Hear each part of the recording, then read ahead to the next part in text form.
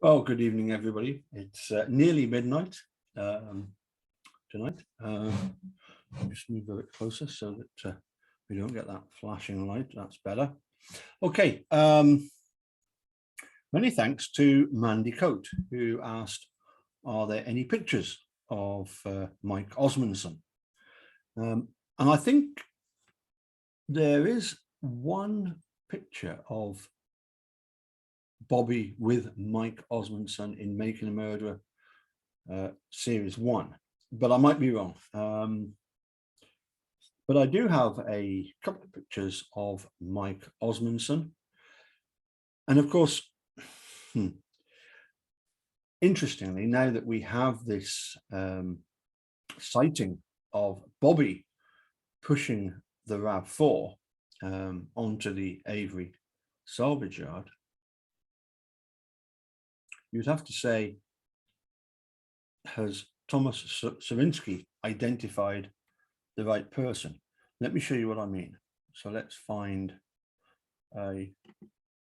this picture of, and there we go. Let me just,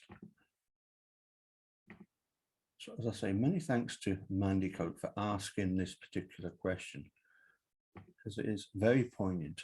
I think it's quite poignant in terms of Thomas Sawinski. So here we have two pictures of Mike Osmondson. Or is that Bobby Dassey? It's, well, I'm pretty sure that's Mike Osmondson in both of them. Then if we look, I've got another one of Mike Osmondson. I've blown that one up so that you can have a better look at Mike. As I say, what's significant about Mike Osmondson, I would say, is the fact that he was in a, or he was attracted to Marie Avery. That's Earl's stepdaughter. Let me pop this one up again for you.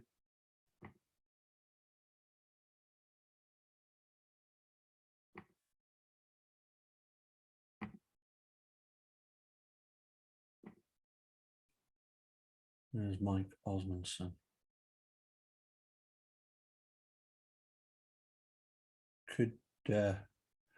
Could Thomas Sawinski have been deceived into thinking that it was Bobby? It's interesting, isn't it? Because the other two brothers, I mean, all in all, there are 5 Dassey boys: Brad, Bobby, Blaine, Brian, Brendan. I think I've got that right. And I think I've got that in chronological order. And Pete, if I've got it wrong, I'm sure you'll kick my ass the next time I speak to you. But as I say, Mike Osmondson is an interesting character because of this supposed joke. Why didn't he get put on the stand? Why was it Bobby that got put on the stand? Presumably because Bobby was prepared to say that it was a different date, which is what Ken Kratz wanted. He wanted it to be attributed to the, I think it was the 10th. Once we knew that there was a, Teresa was missing, not just missing, but had been, the RAV4 found. It's curious, very curious. I'm not sure that it's Mike Osmondson, to be honest. But it's interesting, isn't it, that you've got this sighting of Bobby. I mean, let's be clear about this. You've got somebody has bludgeoned Teresa to death at the back of a RAV4, and we wait to see eventually who that person was. But we've also got the ones that conspired or have conspired to bury Stephen Brendan alive. And I certainly think Bobby and Scott are very much involved with that. And as I say, in terms of the actual, who actually committed the murder, could it have been Scott? Yeah, certainly could have been. When it comes to, people have pointed to Barb knowing stuff.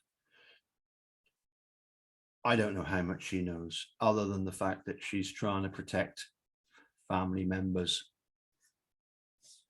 And I know some of you out there have a problem with what would be seen as being protecting Bobby, and yet letting Brendan, be collateral damage. Barb often talks about the pressures that law enforcement put on them. And again, I'm reminded of the fact that, did law enforcement put pressure on Bobby via means of the contents of the computer, and say that they could just easily add him to the list they've got. They've got Steve. They've now got Brendan. We can easily add you as being somebody involved in her murder.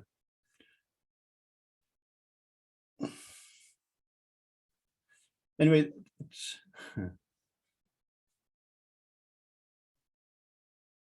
Kathleen Zellner certainly thinks. She certainly thinks that they're involved. And it's interesting, isn't it, that in that very heated phone call between Steve and Barb and Scott, Steve was saying, well, it's mainly him, meaning Scott Taddick. In fact, in this book here, it's very, very interesting. John Farrack doesn't refer to, at times, doesn't refer, when he's quoting Kathleen Zellner, doesn't use the words, doesn't use the name Scott Taddick, uses Mr. Taddick. And that's very much a sort of law enforcement type thing, isn't it? When they want to try and distance themselves from somebody that they find repulsive, offensive. Anyway, I think we're going to move on. Next one, we'll have a look at the final decision against Ken Kratz, and obviously we've still got the final look at. I'm sure everybody's agreed it wasn't a coincidence. Teresa went missing. You've got a sheriff's department that admits that they've got an assassination unit. Not easy to think about who is number one of the suspects. Anyway, we'll catch you all soon. Bye for now.